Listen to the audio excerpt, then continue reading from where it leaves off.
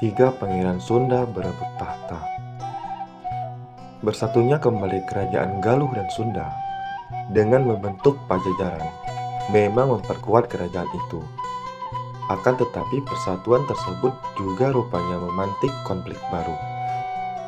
Sebab ada tiga pangeran yang sejatinya layak menjadi raja. Mereka tampil dengan ambisinya masing-masing. Para pangeran yang dimaksud adalah Amuk Marugul, Walang Sungsang, dan Surawisesa. Bila mundur ke belakang, Pajajaran dibentuk pada tahun 1482 dengan melengsarkan dua raja dari kerajaan Galuh dan Sunda. Kemudian menobatkan Sri Baduga Maharaja menjadi raja dari dua raja yang disatukan. Sri Baduga Maharaja adalah putra mahkota kerajaan Galuh. Dirajakannya Sri Baduga Maharaja sebagai raja di negara. Disetujui oleh Raja Sunda dengan syarat Kentring Manikmayang Sunda, putri dari Raja Sunda, harus dikawinkan dengan Sri Baduga Maharaja yang disertai ketetapan bahwa nantinya keturunan yang lahir dari Kentring Manikmayang Sunda itulah yang akan menjadi pewaris tahta.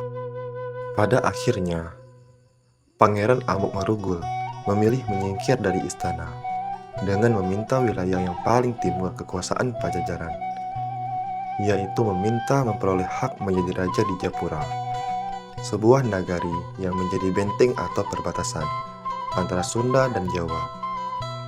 Mungkin bagi Amuk Marugul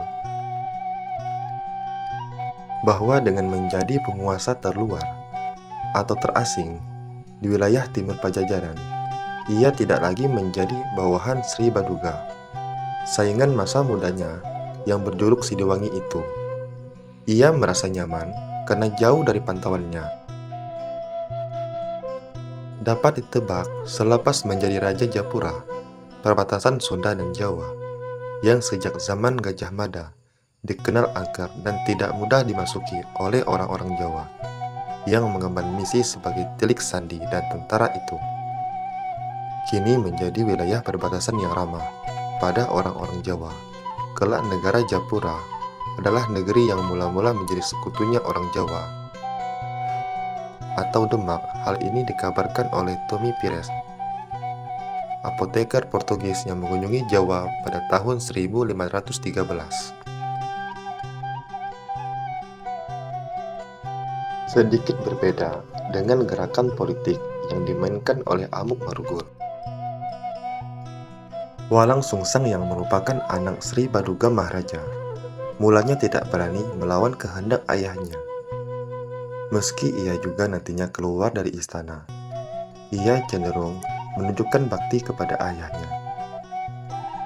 Selepas meninggalkannya istana, Walang Sungsang yang kemudian hari berjuluk Pangeran Cakrabuana ini lebih memilih tinggal di kampung halaman ibunya, Subang Larang, yaitu di negeri Singapura, Mertasinga, sebuah kerajaan bawahan Pajajaran yang sebetulnya berbatasan dengan wilayah kerajaan Japura. Selepas kakeknya atau penguasa Singapura wafat, Pangeran Walang Sungsang mendapatkan harta dan hak warisnya untuk membentuk negeri baru, lengkap dengan kekuatan bersenjata yang otonom. Kelak, negeri baru yang dibangun oleh Walang Sungsang itu dinamai Cirebon. Berlalunya waktu, sama seperti Japura, Cirebon menyatakan merdeka dari Pajajaran. Kini, Japura dan Cirebon menjadi dua wilayah yang saling bekerja sama dengan status sama tinggi, menjadi negara yang berdaulat. Selepas mangkatnya Sri Baduga Maharaja pada tahun 1521 dan dinobatkan Sang Surawisesa menjadi Raja Pajajaran selanjutnya, konflik antara Japura dan Cirebon versus Pajajaran tidak dapat dielakkan. Perang besar yang melibatkan ketiga pangeran keturunan Raja-Raja Sunda itu meletus dengan dahsyat. Kedua belah pihak juga sama-sama meminta bantuan negara asing, Japura dan Cirebon, menarik Demak dalam pusaran konflik, sementara Pajajaran memilih bersekutu dengan Portugis. Perang besar tersebut benar-benar sebagai pembuktian siapa sebetulnya yang layak menjadi penguasa di Pasundan, Amukmarugul, Walang Sungsang, atau Surawisesa. Namun dalam kecamuk perang saudara yang ditunggangi kepentingan politik global itu, perang tidak juga usai meski Amukmarugul dan Walang Sungsang wafat karena usia yang tua. Akhirnya Surawisesa yang telah paham begitu nelangsanya rakyat akibat perang bersaudara memilih menyudahi konflik, menawarkan aksi penghentian perang, sehingga pada tanggal 14 Paro terang bulan Asada tahun 1453 Saka atau 12 Juni 1531, Raja Pajajaran kedua itu mengirimkan sepucuk surat ajakan damai pada Sunan Gunung Jati yang tak lain sebagai pengganti penguasa Japura dan Cirebon yang telah wafat.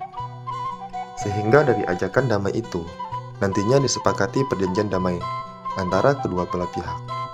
Dalam surat ajakan damai itu, Surawisesa membubuhkan kata-kata, kedua belah pihak saling mengakui kedaulatan masing-masing, tidak saling menyerang, silih asi, kedua belah pihak mengakui sederajat dan bersaudara sebagai sesama ahli waris.